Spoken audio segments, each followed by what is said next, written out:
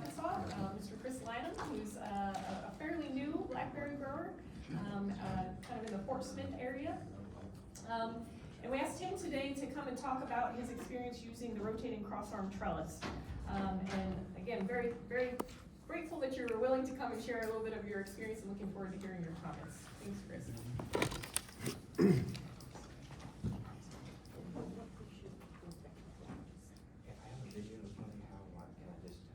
Yeah, I'll come help you in addition. Hey, good morning, everybody. This is probably one of my first few times to talk, so bear with me.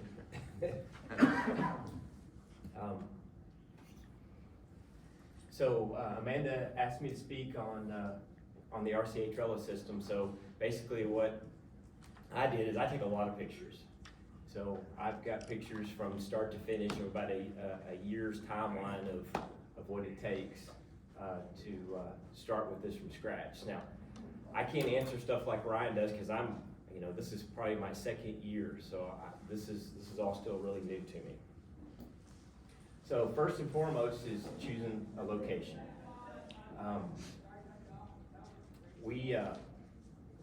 When we decided that we wanted to farm, there was 16 acres behind this of our farm that we wanted to purchase just to do some sort of fruit.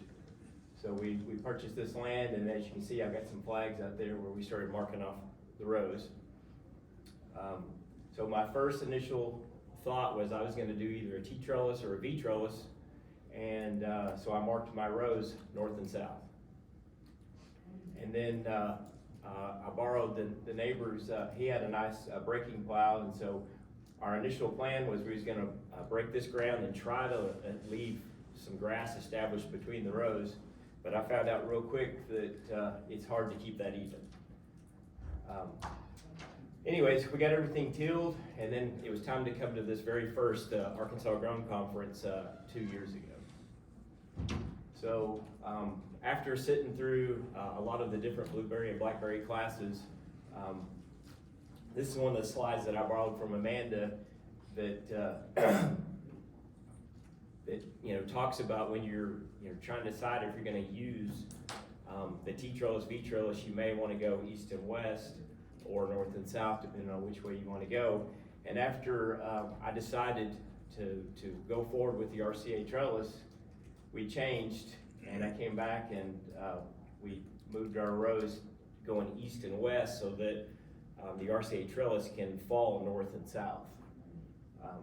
So right here is we've got all our beds pulled. And this is an aerial shot showing, you can see where at first at the top of the screen up there that our rows were going north and south, and then I switched to going east and west. This is where I was just using to try to lay out and measure, trying to decide how I was going to get water and irrigation to everything. So why did I choose the RCA over the T trellis? Well, I kind of sold myself on the fact that improved fruit quality, easier harvesting, which I can definitely say was true, reduced pest and disease pressure, and better pesticide application. Some cons were, obviously, as I said earlier, the initial cost is maybe about triple, and then there's a little bit more labor in getting the canes trained. So installing the trellis. So the main post we put in with the T-post driver, and then bolted on the aluminum plate, and then the upper arm, and then we had to put in concrete in our anchor post. So after that was done, this is a view of what it kind of looks like from that standpoint. Before you pull all your wires, you want to get your irrigation in. It makes it much easier to be able to run a ditch witch through there and get all your irrigation pipes in. So then we started pulling our high tensile wire. So this takes a little bit of time when you're thinking about pulling 250 foot of wire and then threading it through each hole 210 feet. From anchor post to anchor post is probably about 240 feet. And then you're pulling 6 wires. So it's a lot of walking for sure. A lot of wire too. It's a lot of wire. Yeah, so that first round we did 14 rows and it was 21,000 feet of wire. So once all the wires are in, now you got to start marking where you want your plants. So I did them on 36-inch centers. So I built a little wooden jig to go between the guide wires, and then I put a level on it so that you could get it level. And then we used a paint pen and marked all our holes, and then kept sliding it. And then that's my wife Tiffany there, getting everything marked. So I just used a store-bought propane torch like you would use for burning light and burn piles, and then I put it in a cart, and then we went around and burning about a 3-inch hole. That way that it didn't have any fraying. And then it's time to plant. So let me see if I can get this video to play here. So right here I took a shovel handle and I carved the end of it into what they call a dribble so that it would be the same shape as the plugs in the 50 count tray. And then we used some root stimulator, and then we got those plugs flush in the ground.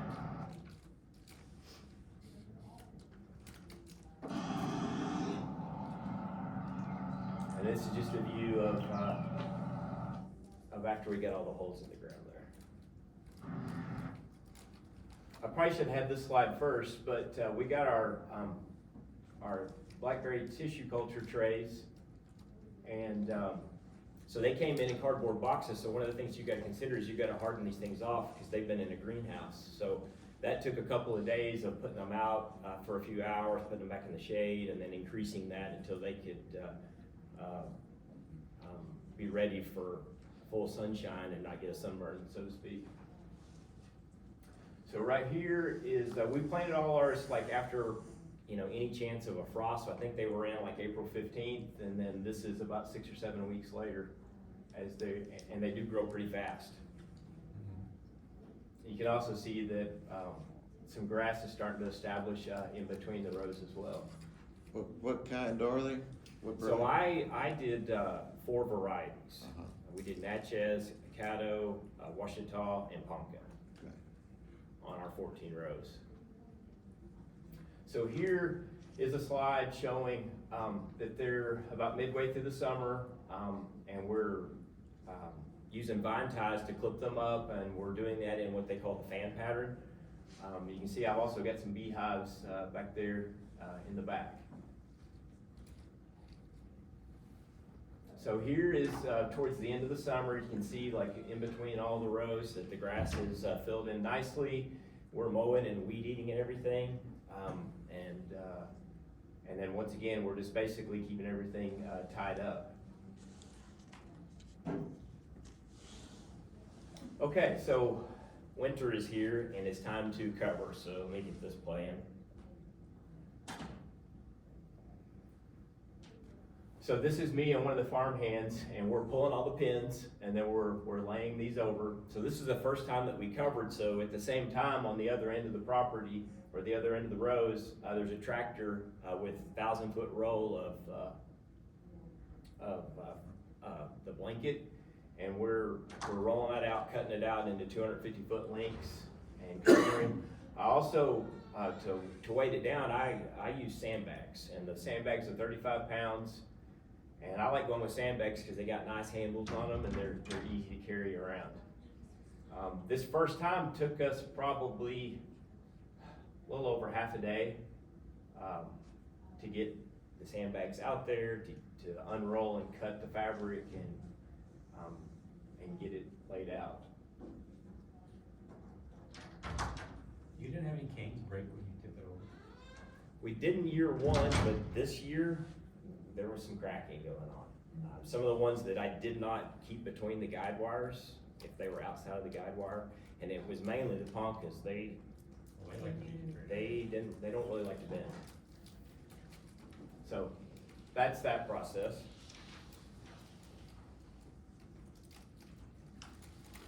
Okay, so, winter is coming, so we've got everything covered. We generally try to cover if we know that it's gonna, drop below 20 degrees. And it came. And, so this is all of 2023 right here. And that was, last January. So finally spring is here, and we got our first bud break. And I'll say that for me, I missed one of my first sprays because I don't know, it came quick and I wasn't ready. It didn't seem to affect me too bad. But you can see here, you can see where I've got them kind of tied into the fan pattern there. Okay, so now we had to also think about making room for the primocane. So I built a little jig that was like 9 by 9, and we laid it down at the bottom, and then we just took a knife and cut it out on 3 sides and then folded it under. What I discovered that this wasn't enough room. We probably need maybe 12 inches for the next time, and I may have to go back and open some of these up to allow, because a lot of the primocanes were trying to pop through the fabric, and then they kind of found their way out, but that weakened them. They would break easy. So as long as I saw that I had like 5 or 6 coming through there, I was good with it. If I didn't, then I would cut out. I went out there and manually cut out and to make sure that I had enough growth. So at the same time all this is going on, I also started putting up a game fence to keep the deer out. So we put up an 8-foot game fence around the 16 acres. And that basically took me all last spring. All right, so we leave our covers out for frost, just in case of frost. But the downside of this that you can see is they're in the way of weeds, trying to mow and weed eat. So we found out real quick that I need to move those and lay them up on top of the fabric and get all the sandbags out of the way so that we can mow and keep everything neat during this spring. So here is a video. Let's see if I can get to play. So this is Tiffany and I. We covered all these ourselves for a potential frost that was coming, and we had a little bit of wind that day. But I just wanted to show that 2 people can do it. It just takes a little bit longer than if you've got a whole crew. And I think it took us about 2 hours to do these 14 rows.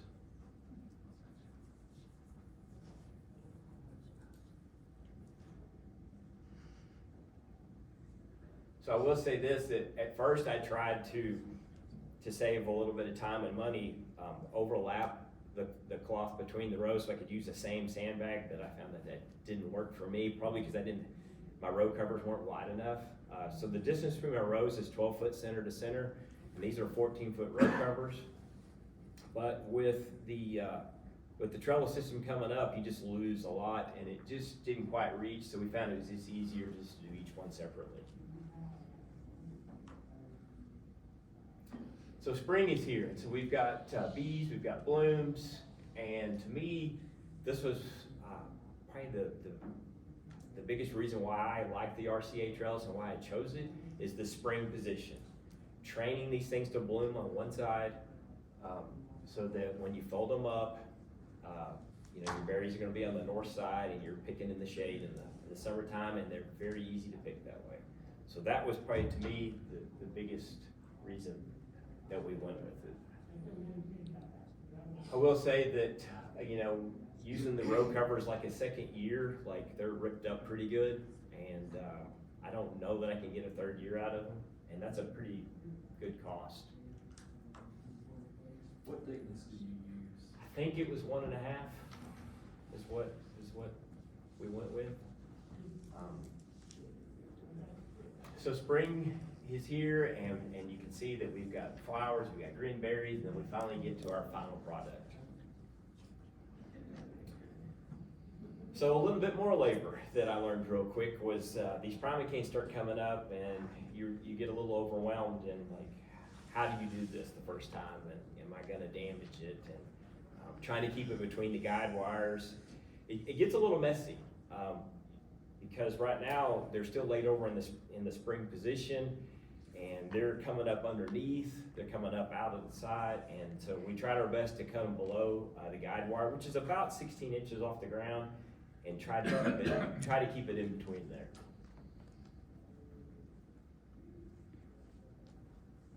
And we've got berries in another video.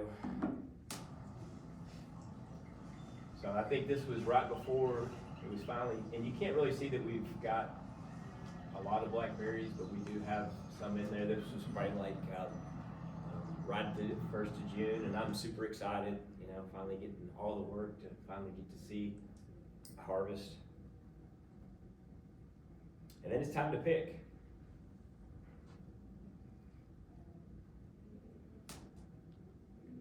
And then packaging, which, you know, this is supposed to be a talk on RCA Trellis, but, you know, we weren't really prepared for like packaging like we should have been.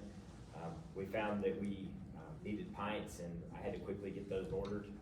And but basically, we picked straight into the quarts, and then we weighed everything, wanting each quart to be like, you know, a pound and a quarter, so that a gallon weighed 5 pounds.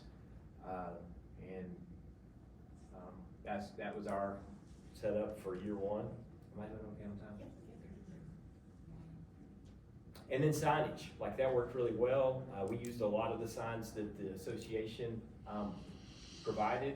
They worked great, but I will say, check with your local laws, because I put them out by the highway, and then the DOT came out and pulled them all up. They brought them back to me. Luckily, they didn't keep them.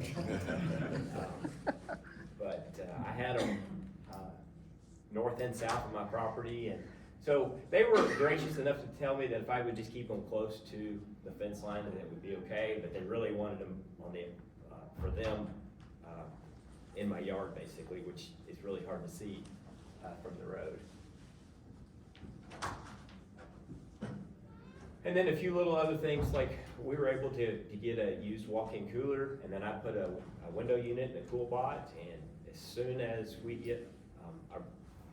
we filled up a flat, we took them straight to the cooler. So we tried to get them cooled within 30 minutes of picking, if at all possible. And then selling. We sold from the farm, and then we went to a couple of farmers markets, and we were able to take them to a couple of fruit stands, and that worked out really well for us. And then some data. So as you can see here, my goal was 2,000 gallons. We ended up picking 1,743 our first year. You can see the Natchez came in first in the blue, and then the Ponca came in early for us. That may not be true for second year, but they came in early, that's the red. And then the Caddo and Ouachita finished off the rest of the summer.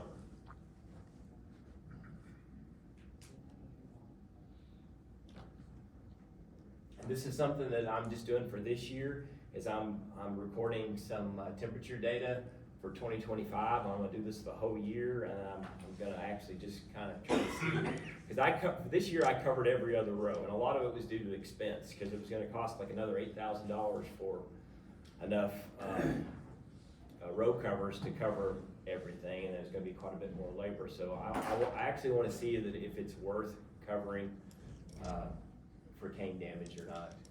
So this is just showing, I've got one sensor under a cover, and then I got one not under a cover. I'm just gonna keep it up for the year. So this is just January's data. So this is data for 2024. This is just temperature and rainfall. We ended up getting 57 inches of rainfall for the year on our farm. I use the Davis weather system, so it has pretty good rainfall collection and temp data. And then this next slide here, it kind of looks messy. The main thing I want you to see is this is temperature, rainfall, and moisture sensors. I want to try to do a better job of watching this data next year to see when I need to water. The biggest thing I'd like to show you is that every time that you see it drop, that's either me irrigating, or you can see with the red bar graph on the bottom, that's when it's rained. So that's pretty interesting. I've got these, I got two sensors side by side, so I've got one at 6 inches and one at 12 inches. and then I've got them at random spots, all over the 14 rows.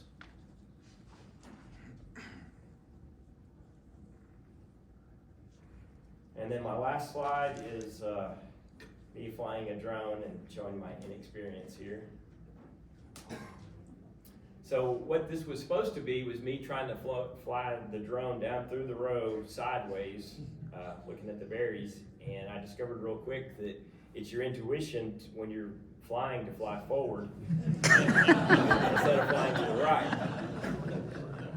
So anyways, my wife Tiffany really did well with this on social media, because you know, if you can make people laugh, that tends to Berries were harmed in the making of this this video. video. Yes, and the drone looked very bloody, because it's a white plastic drone. Anyways, any questions? How tall is the top of your canes when you're in picking position? So since I've got a 6 or 8 inch bed, I would say they're close to 7 feet. So my short pickers can't So you pick, need a lot they of can't top. reach the top. So they have to pick the bottom, and then we've got a few taller people that can reach the very top ones. You mentioned improved fruit quality. What does the RCA do to improve fruit quality? So I would say, now to be honest, I've never grown it on a T or a V trellis, so I can't compare that. But because the canopy is thin, I feel like that the improved fruit quality is there because there's not the humidity in there, and I do spray, and keeping everything sprayed, everything's reaching it. Less sun scald, you don't have no loss of sun scald and stuff with RCA like you do the bee trellis. Anywhere they're exposed to the sun, when it's 100 degrees out there, you'll have red droplets and everything else. For us, we really, picking in the shade was a huge thing, and I don't have a comparison because I've not picked in the shade, except for just like everybody else here and everybody that comes on our farm, we going and picking, fence rows and getting sunburned. I think, our crew of picking and us picking, we enjoyed picking in the shade. That was nice. But you had a news crew come out, right, and they were really impressed with their Yes. experience of Yes. the wall of blackberries and. Yes. And then that wall is it's just a beautiful sight, 7-foot wall of red and then black. All right, or you glossed over that training portion. Because unless you're really pruning last year's stuff at the base, it's hard to find them guys until they, You're right. It was explain hard. that a little bit. So let's just talk about, if I've got time. Yeah, I do. First of all, just training that fan pattern. When basically you're waiting up to get to the guide wire, and then they got to get up to the next. The next wire is 16 inches. So when it finally gets there, we start using vine ties to clip them in and put them into like a candelabra or a fan pattern. Okay, so you're doing that all the way to the top. And then later in the year when the primicanes are coming up and they're laid over, it's hard to find them. I mean, because there's stuff going everywhere. You just have to do it kind of by color and by feel. And it's a lot of labor. You're using the training wire on the short arm, or? No, I didn't even install the short arm at all. So I left it off. Okay. So it's a wild show. Like by the middle of July, it's a mess. It's a And mess. about taking out the old and. So, You're leaving a lot out. well, I am, but I mean, you have to do that on T trellis or V trellis, okay? I mean, it doesn't matter how you grow them. Like at some point, you're going to be pulling out the fluorocanes and then tying up the primicanes.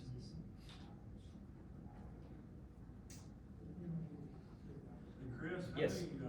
how many of your covers get holes in them, the wind gets under, rips them, or plants or posts?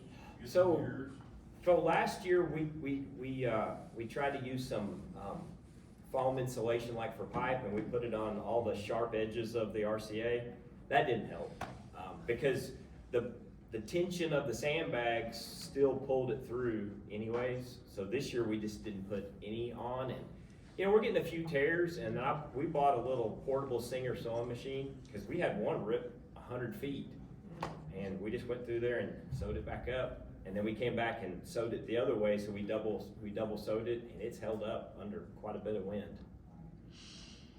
But the RCA is hard on the row covers.